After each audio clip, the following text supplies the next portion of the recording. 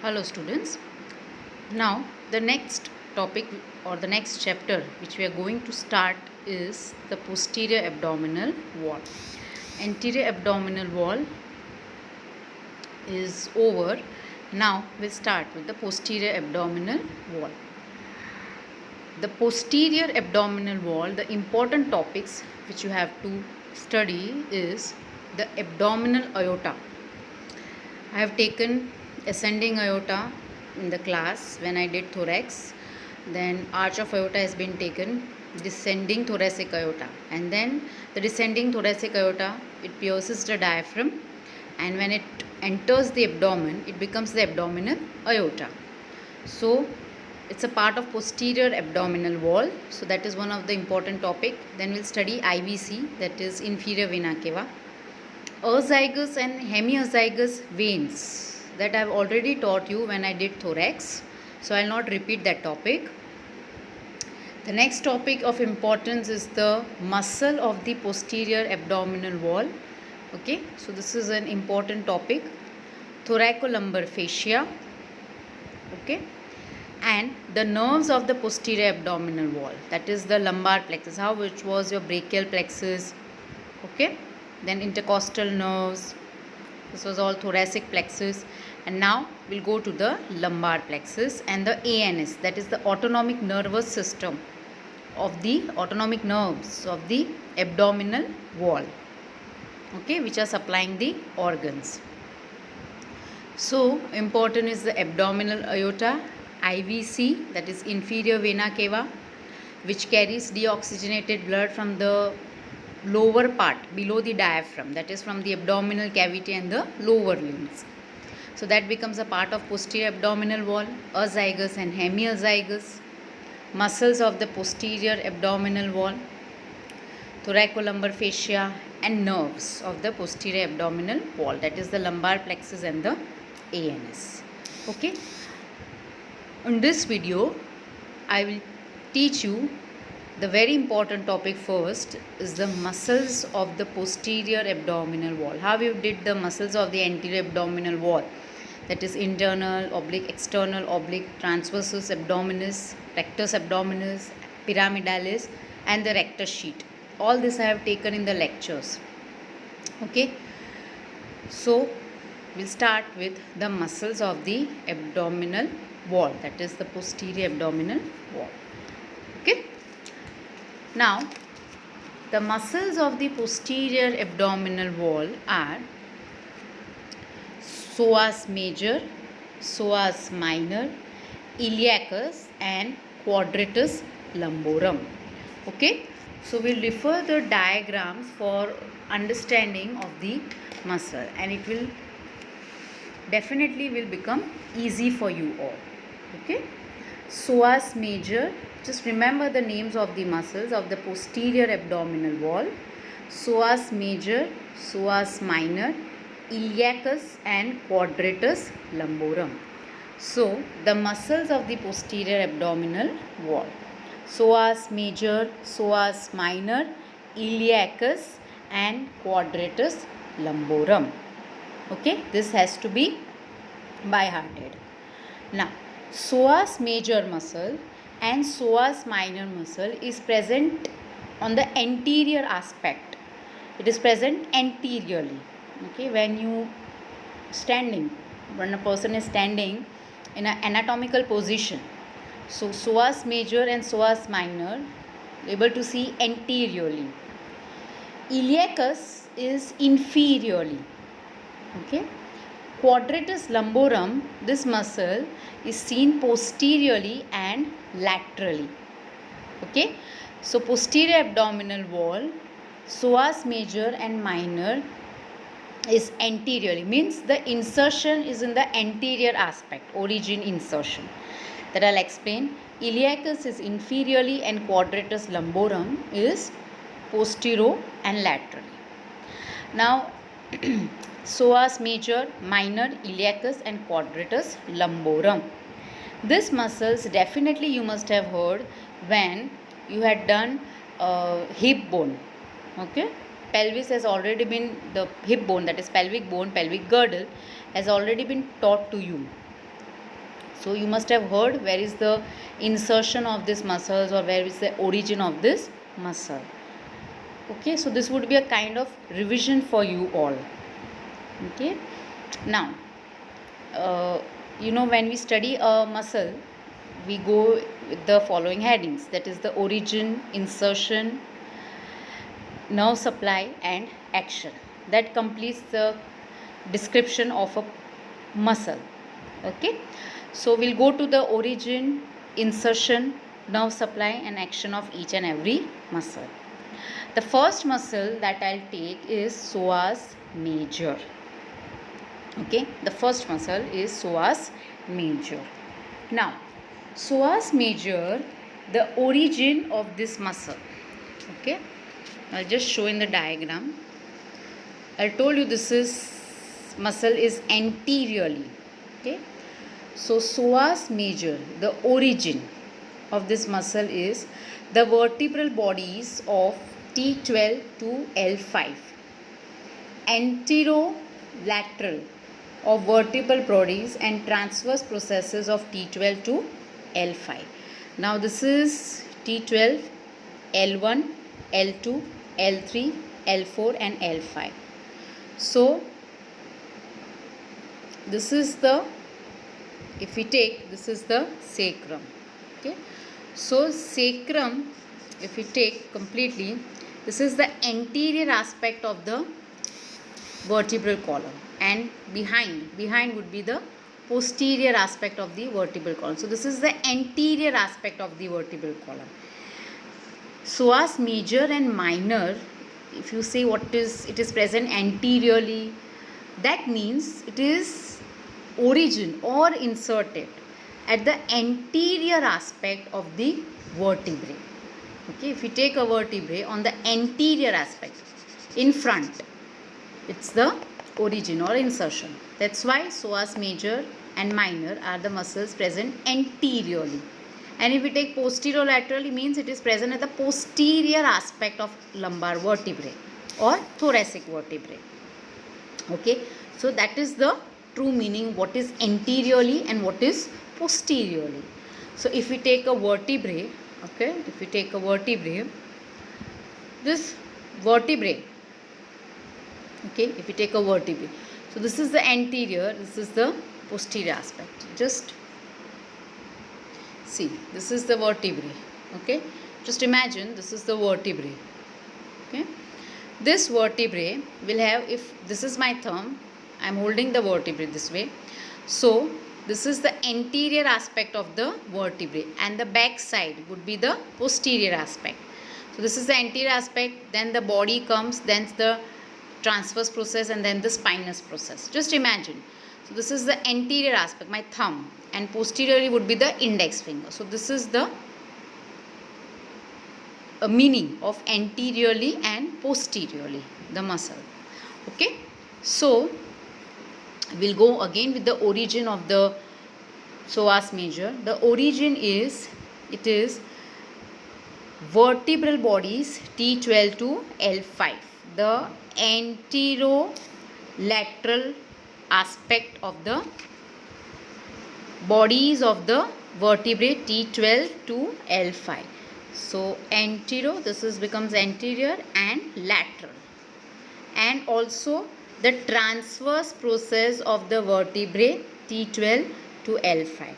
So anterior aspect, lateral aspect and the transverse process of T12 to L5, it becomes the origin of psoas major muscle. Okay, insertion of the psoas major muscle, you have done femur. So the insertion is tip and the medial part of the anterior surface of the lessened trochanter of the femur. So if you know the diagram of the femur, I'll just show here.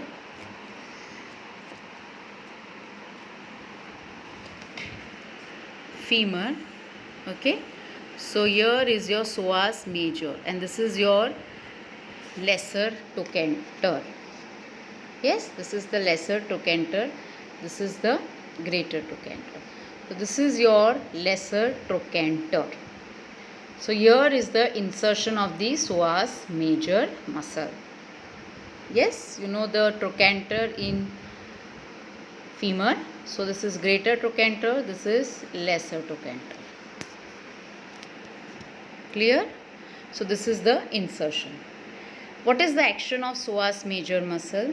The action is flexion of the hip joint. In supine position, it can flex the vertebrae. So this is for flexion of the hip joint. If you have done the movement at the hip joint in the lower limb, you have done. So psoas major is inserted in the lesser trochanter of the femur. Okay, so it is inserted in lesser trochanter. So it is required for flexion at the hip joint. And whenever a person is in supine position, it can flex the vertebrae. So in supine position, the vertebrae can be flexed with the help of psoas major muscle. Okay. The nerve supply of this muscle is the anterior rami of the spinal nerve L2, L3 and L4. So the nerves arising from L2 to L4, lumbar vertebrae 2 to lumbar vertebrae 4 is the nerve supply. Okay. So again I will repeat the origin, the insertion, the nerve supply and action of psoas major muscle. Now first we will take the origin.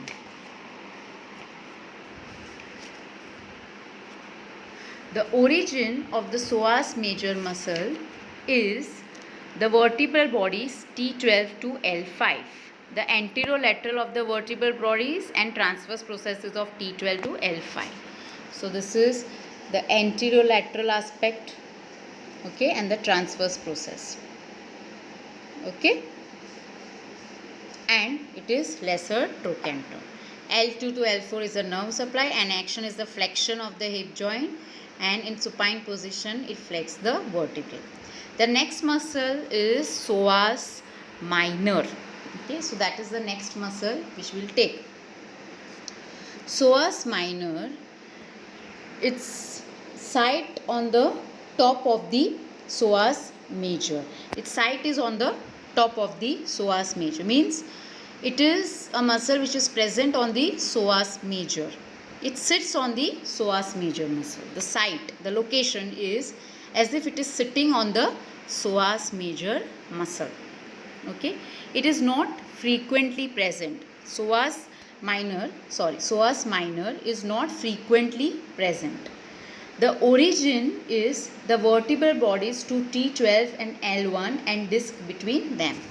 So psoas major was from T12 to L5, but this is from T12 and L1.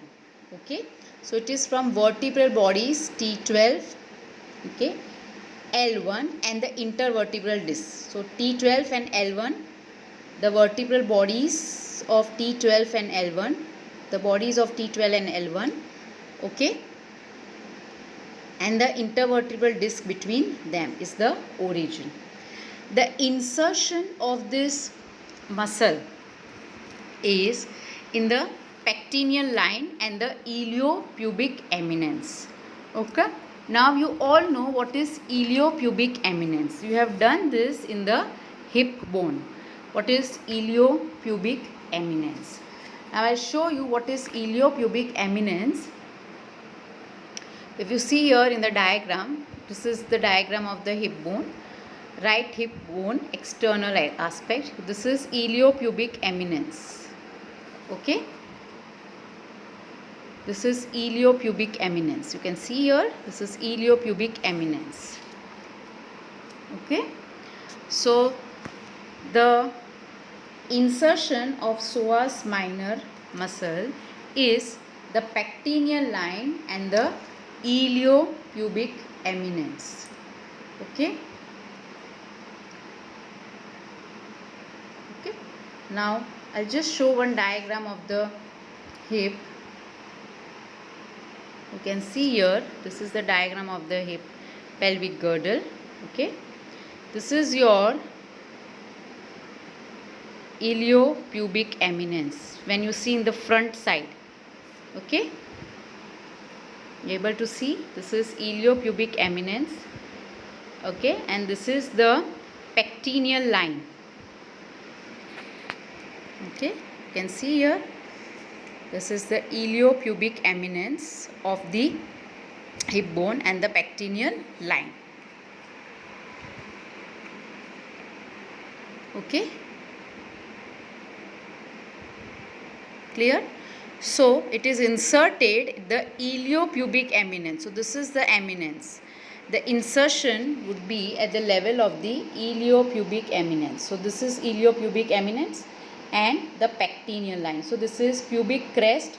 The pubic crest continues as pectineal line. Then comes the arcuate line. Okay. Then the sacral promontory, if you remember. Ala of sacrum. Okay. So that is wing of ilium. That is ala of sacrum also. So iliopubic eminence and the pectineal line. So if you see from T12, you see the vertebrae T12 to L1 and its intervertebral disc, it comes down anteriorly and it gets inserted at the iliopubic eminence. Okay, it gets inserted at the iliopubic eminence. This is the eminence, if you remember the hip bone, and this is the pectineal line.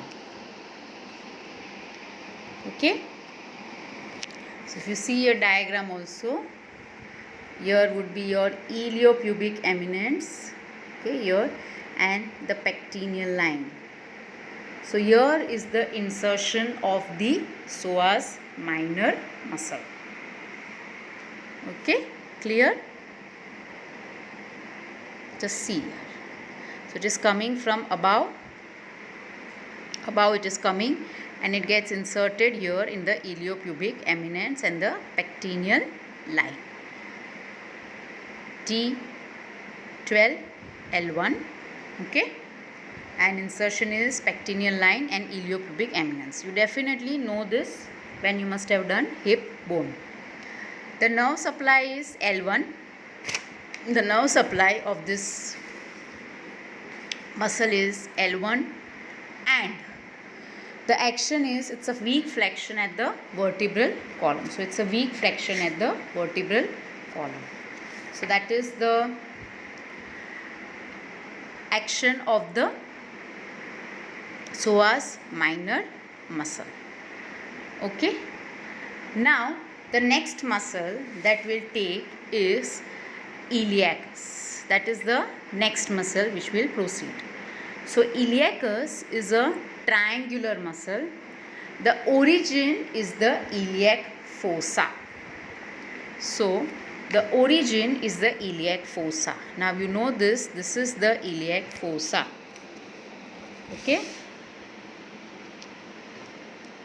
The origin of the muscle is the iliac fossa. Clear? So here is your iliac fossa. Here. This is your iliac fossa. Yes? You know this. This is iliac crest, iliac fossa. Okay? If I go in the images,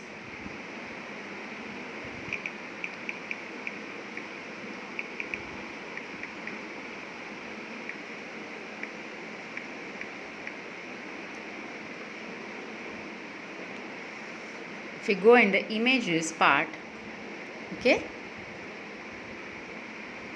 this is your iliac fossa. Yes? Clear? So the origin of iliacus, as the name suggests, iliac fossa, and it joins the psoas major muscle. It will join the psoas major muscle and it will get inserted into the lesser trochanter of the femur. Okay, so it will join the psoas major and it will get inserted into the lesser trochanter of the femur. Now you can see here a lesser trochanter. Here you can see psoas major and iliacus. You can see here near the lesser trochanter. Okay, clear? So psoas major is along with iliacus. It is inserted at the lesser trochanter of the femur. clear, but the origin is different. Psoas major, the origin is the vertebral bodies, okay, of T12 to L5, and the transverse processes, okay, and it gets inserted into the lesser trochanter. The action of this muscle is flexion of the hip joint. It is present at the lesser trochanter, so it will definitely act at the hip joint, and the nerve supply is femoral nerve, okay. This iliacus and psoas major muscle, they passes the pelvic bone and reaches the femur, so they pass through the inguinal ligament, okay. So they will pass through the inguinal ligament to reach the lesser trochanter of the femur. Last muscle of the posterior abdominal wall is the quadratus lumborum muscle, okay. The important muscle is the quadratus lumborum muscle. So this quadratus lumborum muscle is, the origin of this muscle is from the posterior crest, posterior aspect of the iliac crest. So that is the origin. So if you see in the diagram here, okay, you can see here the quadratus lumborum muscle. See, yes, the quadratus lumborum muscle. So the origin of the muscle, the origin of quadratus lumborum muscle is iliac crest, the posterior aspect of the iliac crest, okay, and the iliolumbar ligament. You can see here iliolumbar ligament. Origin is from the posterior aspect of the iliac crest. I told you quadratus lumborum is a posteriorly present muscle of the posterior abdominal wall. So this is present in the posterior aspect of the iliac crest. Also iliolumbar ligament. What is iliolumbar ligament? It's a ligament which connects the lumbar vertebrae to inside of the ilium. So if you read from here, ilio ligament, it stretches from the transverse process of the fifth lumbar vertebrae to the iliac crest. So iliolumbar ligament is from the transverse process of the fifth lumbar vertebrae to the iliac crest, okay. So from the transverse process of the fifth lumbar vertebrae to the iliac crest, there is one ligament which name is iliolumbar ligament, iliolumbar, okay. So from the transverse processes of L5, okay, to the inside of the ilium, to the iliac crest. So this is the origin of quadratus lumborum, iliac crest and the iliolumbar ligament. The insertion, if you see, it is seen easily in the diagram. If you see the insertion of this muscle, it is inserted, you can see, at the transverse process of L4 to L1. This is T12. Yes, this is T12. So L1, L2, L3, L4. L1, L2, L3, L4. And this is L5. So transverse process of L1, L2, L3, L4. This is the insertion of the quadratus lumborum, the transverse process. And also it is inserted at the inferior margin of the 12th rib. This is your 12th rib.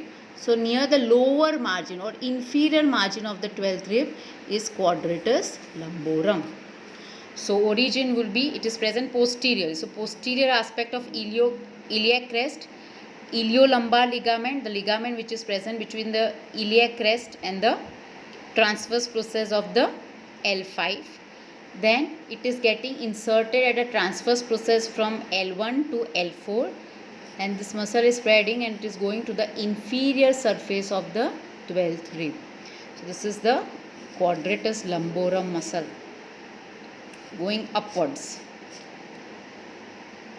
okay, and this muscle psoas major, they are going downwards, okay. Nerve supply of quadratus lumborum is T12, L1 to L4. So T12, okay, so T12 L1, L2, L3, L4. So these are the nerve supply of quadratus lumborum.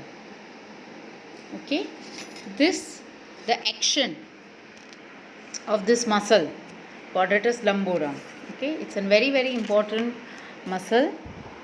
Okay, so the action of the muscle would be, it flexes the vertebral column. Okay, it also flexes the vertebral column. So it is supplied by the ventral remar of 12th and upper 4 lumbar nerves. Okay, upper 4 lumbar nerves. Okay, the action of this muscle is respiration by fixing the 12th rib. Okay, also it leads to lateral flexion of the vertebral column. So quadratus lumborum, as it is attached to the 12th rib, it helps in fixing the 12th rib, allowing the diaphragm to act better during respiration. Okay, it fixing the 12th rib.